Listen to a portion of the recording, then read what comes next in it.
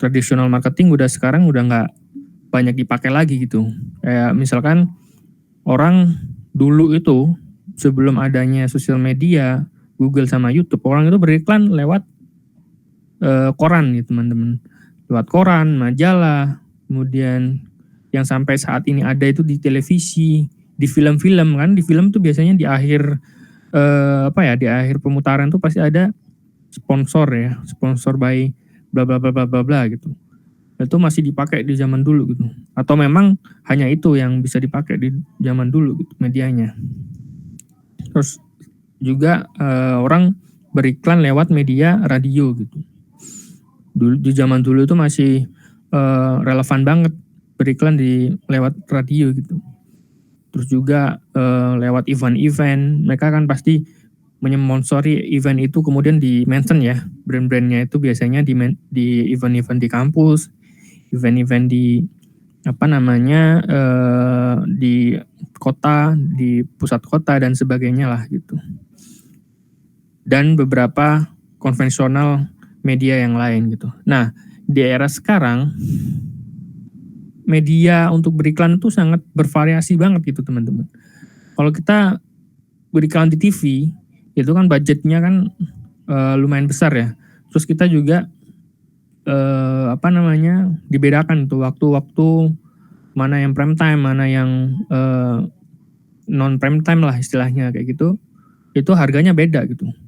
Justru yang prime time tuh mahal kalau di media TV ya.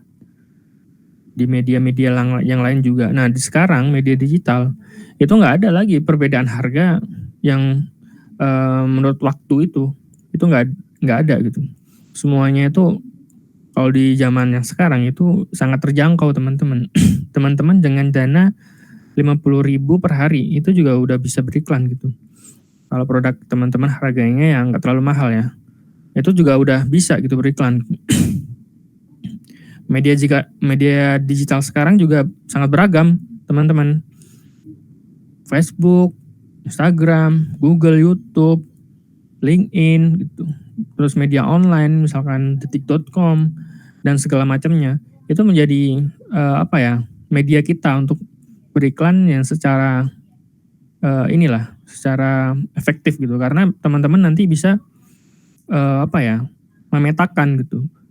Dan juga menganalisis data secara real time gitu. Seperti itu teman-teman. Nah, ini beberapa hal yang harus teman-teman perhatikan ketika mau belajar digital marketing gitu. Wah, ini typo ya. Digital marketing seharusnya. Nah, digital marketing itu ada apa aja sih teman-teman? Digital marketing itu ada SEM. SEM itu search engine marketing ya, teman-teman. Itu misalkan teman-teman searching di Google ya, itu pasti ada yang teratas tuh, peringkat teratas tuh 3 teratas pasti ada ads, ada tulisan ads. Nah, itu pakai SEM namanya teman-teman.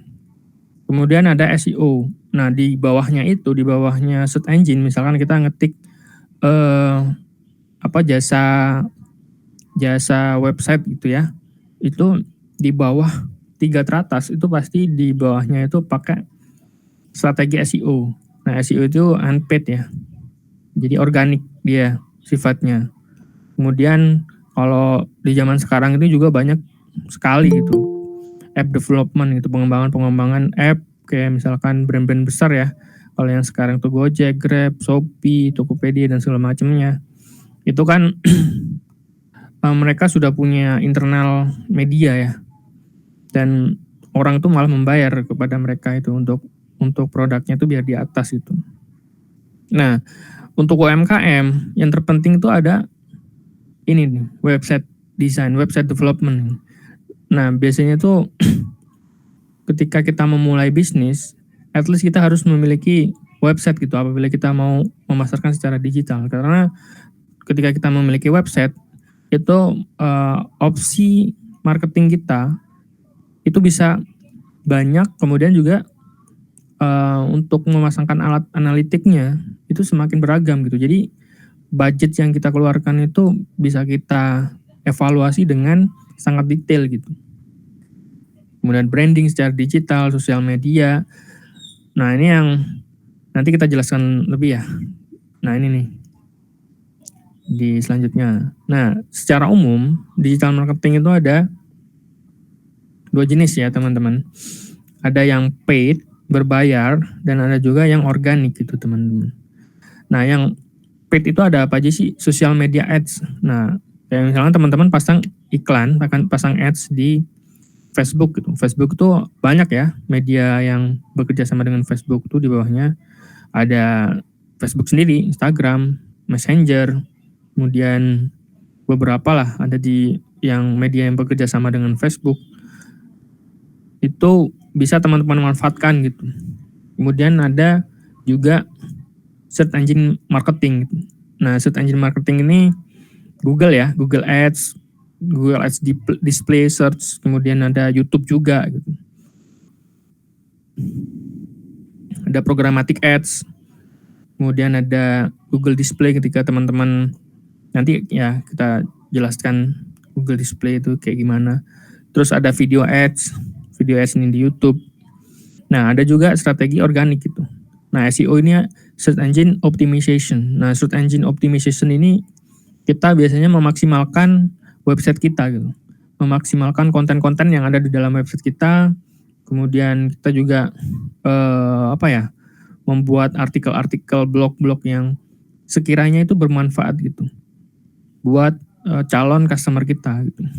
Kemudian konten marketing ini juga bisa diterapkan di sosial media, di website kita, di YouTube dan segala macam. Terus ada sosial media marketing. Nah, sekarang sosial media banyak banget ya yang bisa dimanfaatkan untuk organic marketing gitu.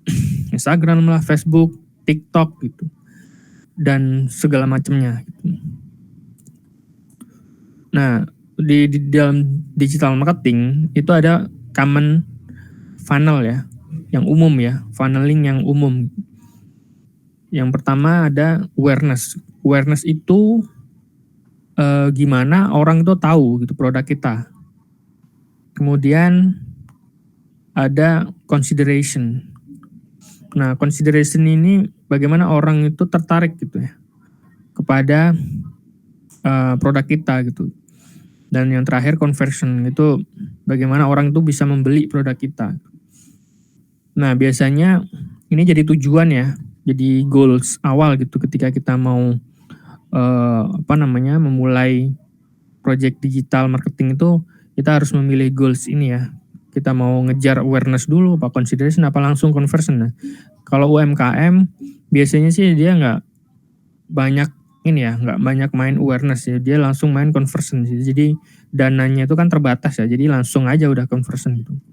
Nah, langsung aja saya kasih contohnya iklan itu kayak gimana sih. Nah, ini ya teman-teman, iklan di Google pernah nggak sih teman-teman itu ngelihat kayak kalau baca Detik misalkan, baca media-media online gitu ya, itu ada poster kayak promosi yang tiba-tiba muncul pop up gitu ya.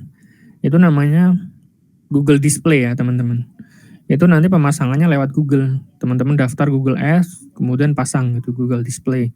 Ada nanti caranya, nanti teman-teman lihat di YouTube lah. Itu banyak nanti caranya. Nah, ini namanya Google Display. Kemudian ada juga di bawahnya ini Google Search. Google Search ini biasanya sangat-sangat powerful ya teman-teman. Ketika teman-teman menggunakan media ini untuk bisnis-bisnis yang sifatnya jasa, kemudian sifatnya itu produk-produk yang istilahnya, dan produk-produk yang sifatnya itu udah educated produk gitu. Misalkan orang itu udah tahu produknya dan nggak perlu kita edukasi lagi, itu lewat Google Search biasanya. Itu kayak misalkan produk-produk mesin, terus produk-produk yang mesin industri, advokat, konsultan dan segala macamnya itu biasanya banyak di Google ini ya, Google Ads ya. Di bawahnya ini SEO ya yang berperan ya teman-teman. Search engine optimization seperti yang saya jelaskan tadi. Ini juga ada Google Shopping ya. Ini juga sangat powerful ketika teman-teman menggunakan media ini gitu. Karena orang itu kan banyak banget tuh kalau ketika mau nyari produk tuh lewat Google gitu. Google adalah satu-satunya platform search engine yang terbesar saat ini gitu di dunia gitu. Dan digunakan banyak orang setiap detiknya gitu. Kemudian media yang kedua adalah melalui Facebook ya teman-teman. Nah ini untuk advertiser di Indonesia sangat umum ya pakai Facebook, biasanya untuk produk-produk yang sifatnya fashion ini sangat cocok ya teman-teman. Yang kita itu sifatnya itu produk-produk yang menjual keindahan melalui foto, itu sangat cocok gitu menggunakan Facebook dan Instagram ya. Nah ini contoh campaign Facebook gitu. Biasanya teman-teman ngeliat ada tulisan sponsor di bagian atas kiri itu biasanya campaign digital ya melalui Facebook ya, Facebook Ads. Nah kayak gini bentuknya. Kalau di Instagram itu kayak gini bentuknya tuh. Nanti ini kalau diklik biasanya kalau nggak ke aplikasi ya ke website gitu. Kalau diarahkan juga ke sosial media, banyak lah teman-teman ininya jenis funnelnya itu. Nah ini beberapa strategi digital marketing yang harus teman-teman ketahui ketika mau memulai digital marketing ya. Digital marketing itu tidak melulu soal ads, iklan-iklan berbayar gitu, tidak gitu. Karena banyak juga strategi-strategi yang bisa kita optimasi tanpa kita membayar gitu. Ya, yang pertama itu strateginya adalah define your goals. Yang tadi itu ya, goals kita mau apa yang ini ya. Mau awareness kah, apa consideration, apa langsung conversion gitu. Nah, karena mengetahui goals itu sangat penting gitu, karena baik dari segi konten, isi dari website itu harus linear dengan goals kita gitu. Ya gitu, biar tujuan kita itu, biar goals kita tercapai, metriknya itu tercapai gitu. Kemudian create buyer persona. Nah nanti saya jelaskan juga buyer persona itu apa. Buyer persona, kemudian kita juga riset kompetitor seperti apa dia iklan-iklannya, kreatifnya seperti apa. Kemudian SEO, strategi SEO yang kayak tadi yang saya jelaskan, bikin artikel, bikin blog gitu, bikin tulisan-tulisan yang menarik yang bisa diakses semua orang gitu. Budgeting itu biasanya dana marketing itu 30% ya total ya. Kalau digital marketing berbeda-beda. Kalau bisnis digital biasanya langsung 30% tuh buat semuanya buat ads gitu. Cuma kalau konvensional ada beberapa yang dialokasikan buat konvensional juga, ada yang digital juga gitu. Kemudian define target market. Target market itu siapa gitu. Di mana tuh target market kita, sebesar apa, bisa kita jangkau lewat apa, itu kita harus mendefinisikan dulu siapa nih target market itu.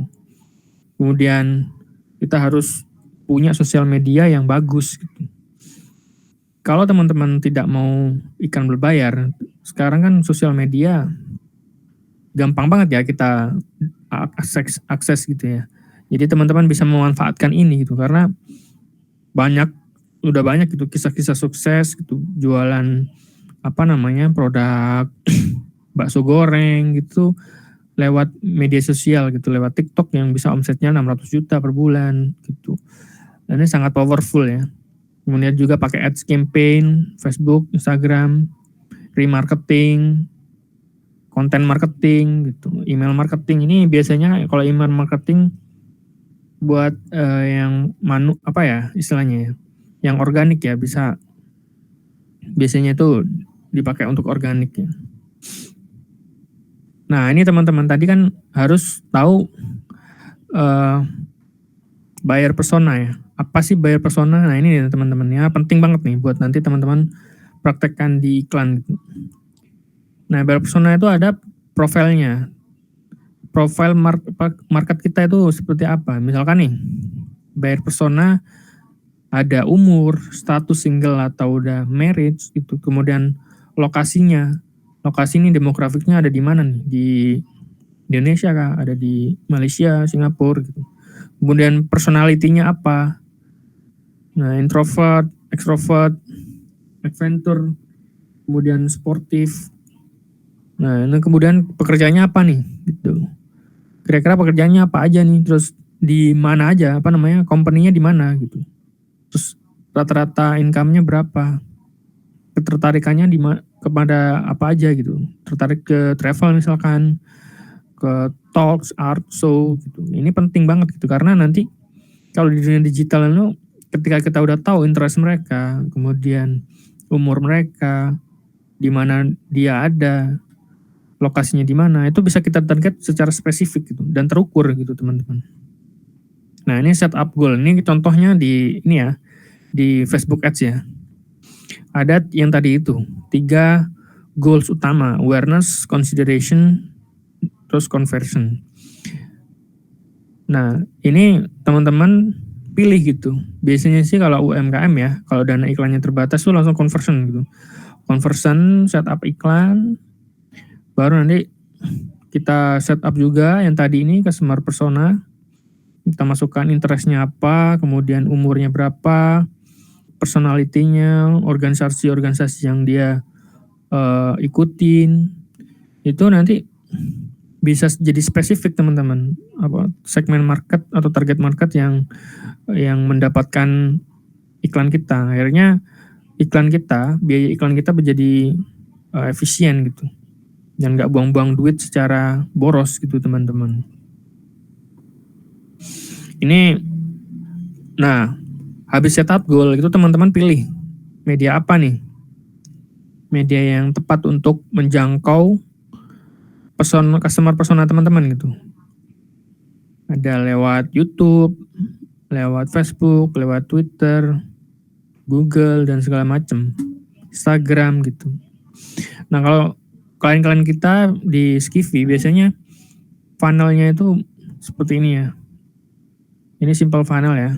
End funnelnya di WhatsApp gitu. Ada juga yang end funnelnya di website gitu. Langsung purchase, bayar gitu. Terus ada juga yang setelah iklan diarahkan ke sosial media ya. Sosial media di profilnya, kemudian di profil ditaruh di Tokopedia dan segala macam marketplace lah.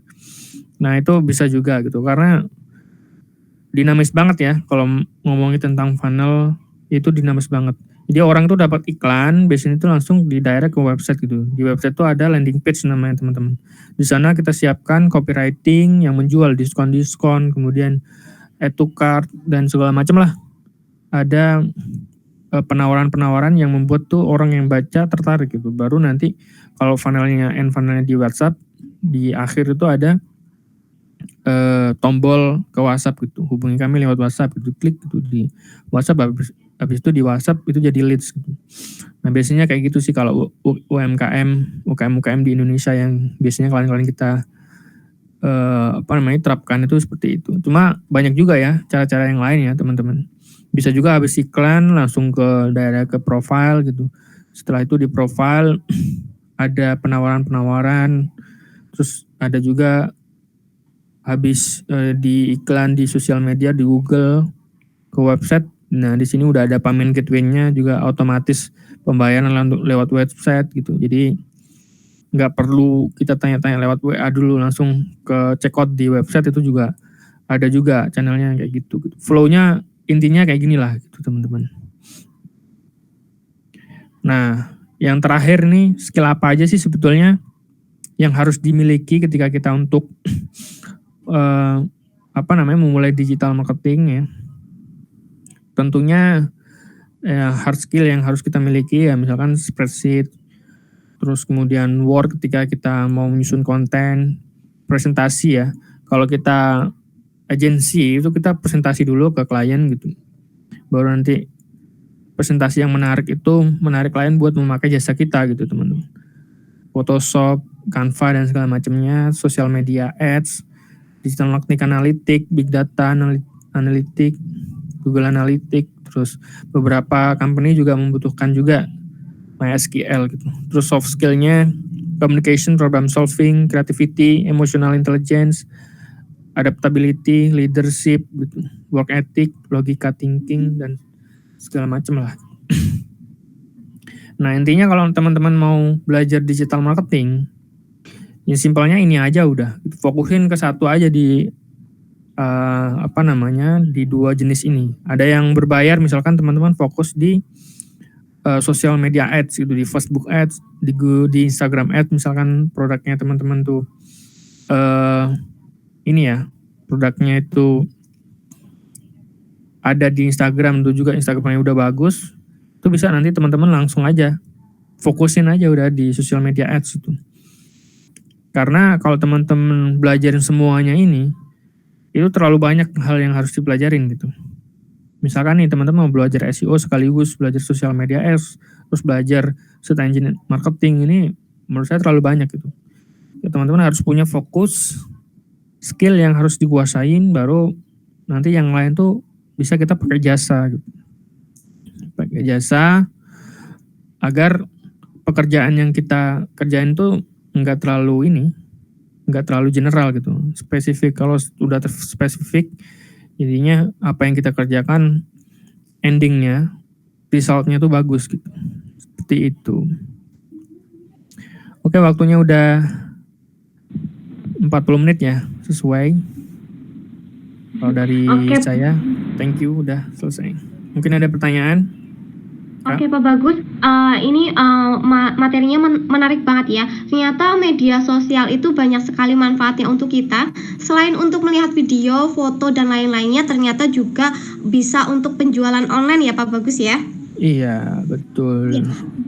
Kan mungkin barangkali ada teman-teman nih yang mau membuka usaha online nih. Untuk perencanaan awal apa saja yang dibutuhkan untuk penjualan online nih Pak Bagus? Nah, teman-teman harus tahu dulu kalau mau jualan online tuh produknya apa dulu gitu. Tapi yang terpenting kita paham dulu segmen market, target market kita siapa gitu. Biar kita itu nanti bisa menyiapkan strategi-strateginya. Misalkan nih, teman-teman produknya fotografi lah istilahnya gitu. Ya teman-teman pertama punya Instagram yang bagus, kemudian juga punya website ya tentunya ya.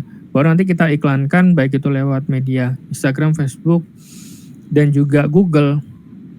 Setelah iklan itu didapat oleh calon customer kita, baru nanti ke website, dijelasin di website, baru nanti ke WhatsApp gitu. Simpelnya kayak gitu ya teman-teman. Jadi yang harus dipersiapkan itu produk kita apa aja dulu, di bidang apa, kita harus tahu gitu. Produk detailnya kita itu seperti apa, terus disukai orang-orang yang seperti apa gitu. Itu penting ya. Terus kemudian mendefine juga yang tadi itu customer persona. Customer persona itu biasanya krusial banget sih, karena ketika kita mau pasang ads itu harus tahu itu gitu, biar kita mudah ya untuk menentukan segmen market yang tepat gitu.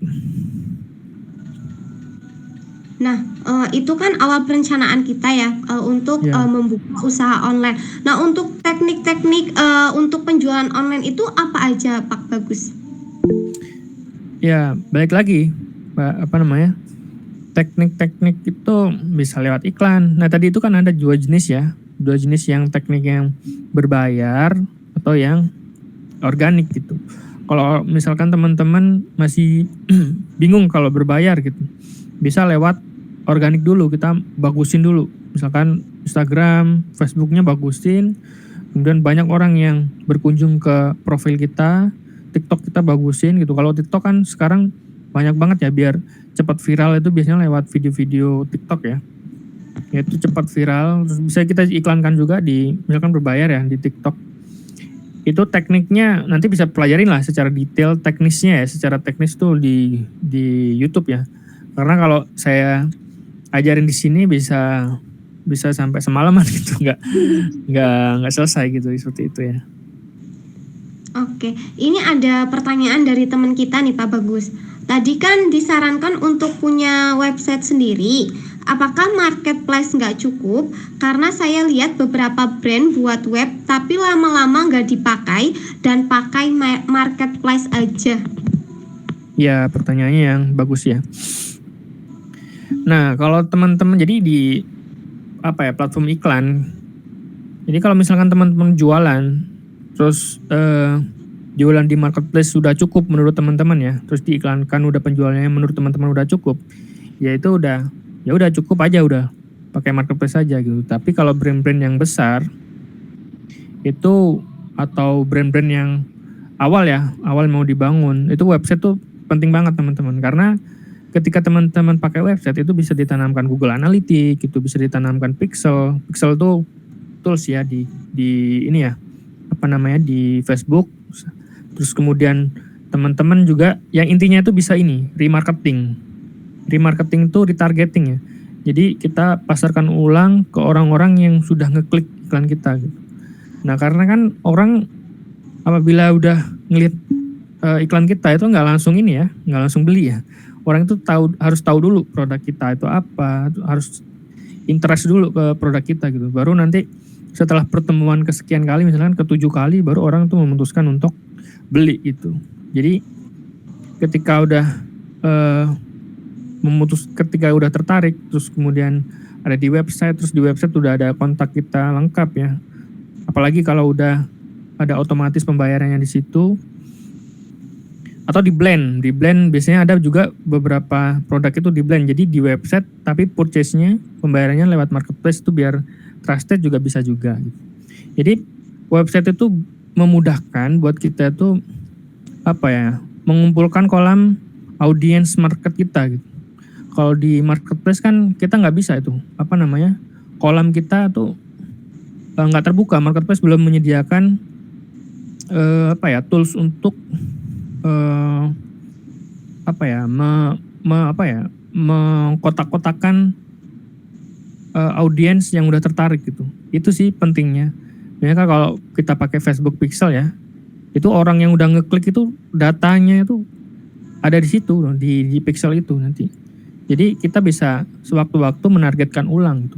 Nah, kalau di marketplace kan kita nggak bisa ya masang iklan gitu untuk retargeting. Kecuali kalau sekarang ada juga sih fitur ya, namanya CPAS ya. CPAS itu collaborative ads. Itu biasanya kita ajukan dulu di marketplace, baru nanti. Tapi marketplace juga ngeliat dulu itu profil produk kita biasanya dari website gitu. Jadi balik-balik lagi ke website sih. Jadi kalau teman-teman punya brand produk ya yang milik pribadi, itu ya saya sarankan punya website sih, karena nanti sangat luas sekali itu channel marketingnya dan bebas gitu. Kalau di marketplace kan dibatasin ya, nggak ada tuh, kita kan nggak bisa pasang pixel di marketplace gitu. Terus kita nggak bisa retargeting di marketplace gitu. Jadi orang-orang yang udah punya mindset mau beli doang itu yang mau beli di marketplace gitu kan. Kalau orang-orang yang misalkan nih scrolling gitu kan, terus dia pengen kita bikin tertarik gitu ke produk kita, kan kita perlu juga tipe-tipe customer yang seperti itu gitu.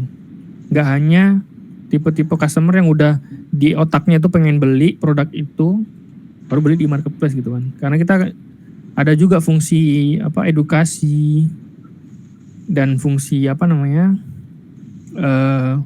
remarketing itu tadi ya. Kayak gitu sih, Mbak. Oke, ternyata website juga penting untuk penjualan kita ya, Pak Bagus ya? Iya, betul.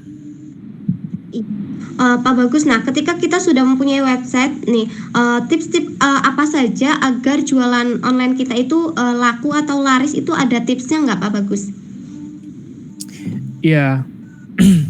Nah, jadi tipsnya balik lagi gitu, kalau produknya apa dulu ya, teman-teman harus rinci detail produknya itu seperti apa, kemudian kira-kira media apa nih yang cocok buat teman-teman pakai gitu untuk menjangkau customer yang udah kita targetkan gitu. Misalkan customer kita itu banyakan di Instagram gitu, ya udah berarti untuk tahap awal fokusin dulu di Instagram gitu. Kita pakai Facebook Ads, fokusin di Instagram. Biasanya sih produk-produk yang fashion ya, produk-produk fashion itu banyak mentargetkan audiensnya itu ada di Instagram gitu.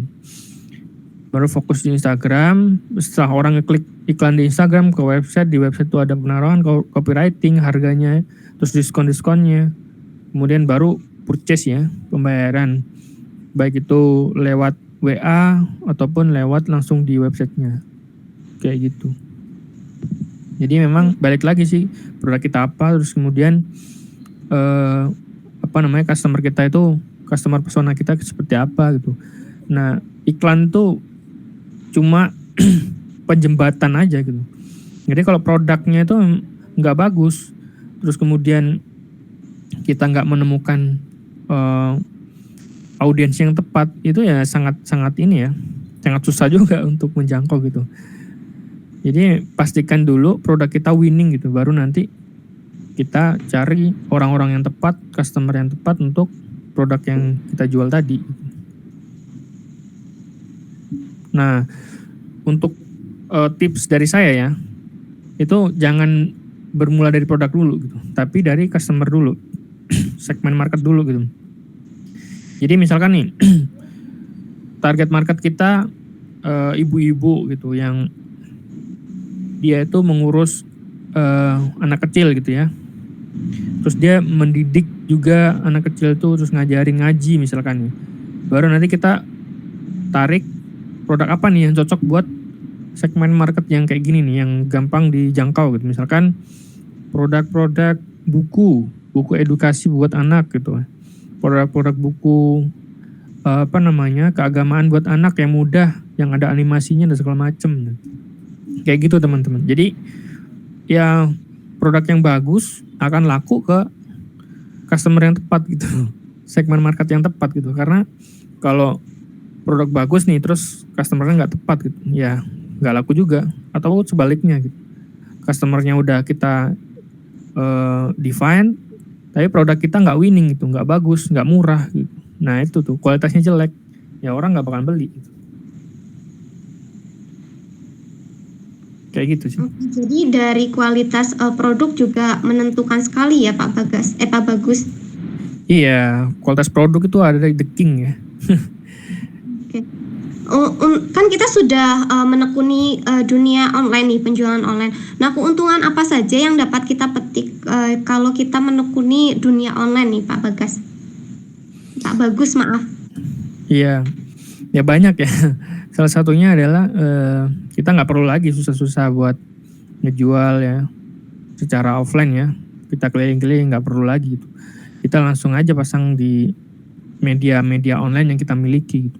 Lebih mudah tentunya ya. Terus kemudian lebih terukur ya. Terus kita bisa scale up secara secara terukur, sistematis juga gitu. Jadi kalau teman-teman udah nemu nih produk-produk yang winning ya, produk-produk yang ketika kita iklan tuh banyak tuh yang beli itu bisa di scale up dengan cepat gitu teman-teman. Beda dengan offline ya. Kalau offline tuh buat scale up-nya lama sekali gitu, buat hire karyawan sales dan segala macam ya. Cuma kalau di bidang digital, ketika udah nemu produk winning, itu tinggal kita scale up aja dengan iklan-iklan yang masif ya, dengan cepat itu. Bisa 1 bulan udah bisa meningkatin omset dengan ini ya, dengan berkali-kali lipat gitu. Kalau produk winningnya udah nemu ya, produk winning dan juga audiens yang tepat gitu, seperti itu. Jadi intinya kecepatan dan ketepatan itu bisa kita dapatkan secara instan tuh di dunia digital ya, online khususnya. Oke. Pak Bagus, di masa pandemi ini kan banyak sekali orang-orang yang menekuni dunia online ya tentunya. Nah, agar bisnis online kita tetap bertahan, itu apa yang harus kita lakukan nih Pak Bagus, maaf. Maaf ya Pak Bagus, salah sebut terus. Iya, nggak apa-apa, selalu. Nah, kalau pertanyaannya apa yang bisa kita lakukan di masa pandemi ini, ya terus konsisten aja gitu. Konsisten Iya. terus.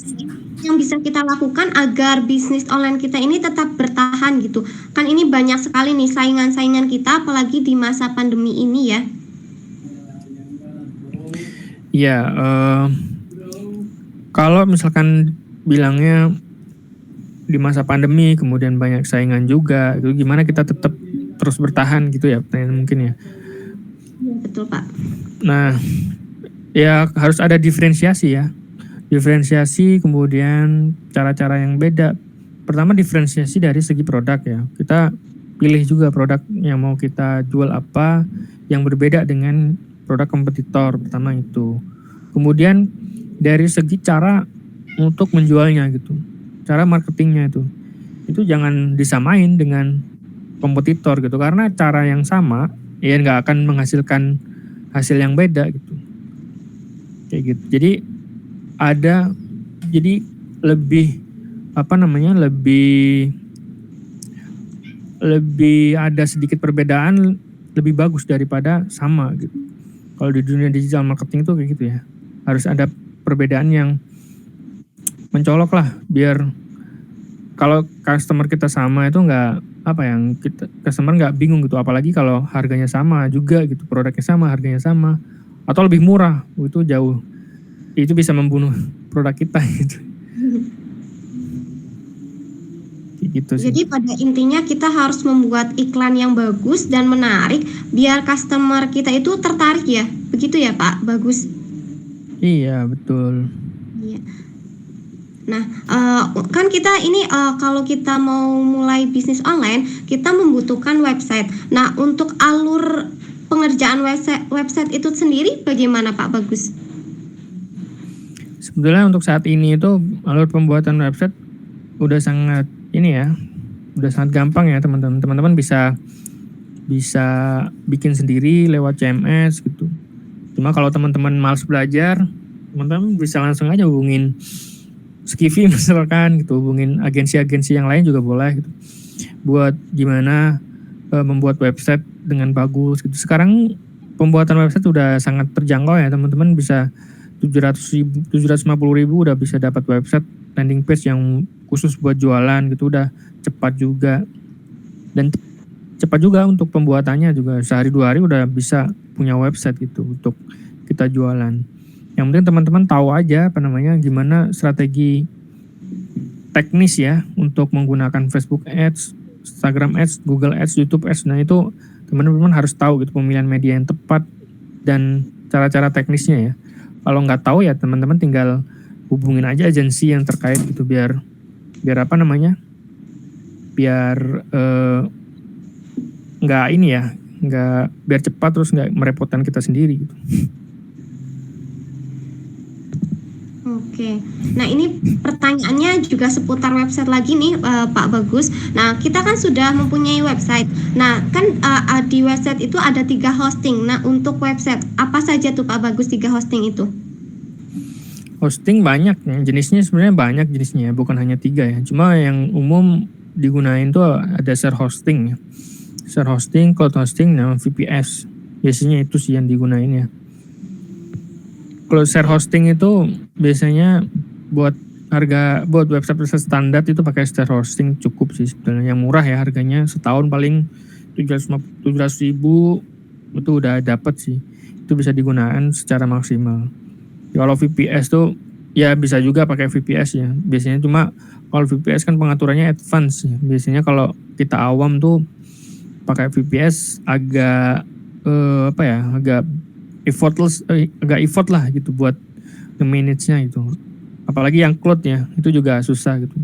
Cuma kalau yang sekarang visible buat pemula itu biasanya pakai share hosting sih. Oke. Jadi untuk teman-teman yang mau bisnis online selain di marketplace, pakai website juga lebih mudah ya Pak Bagus ya. Iya.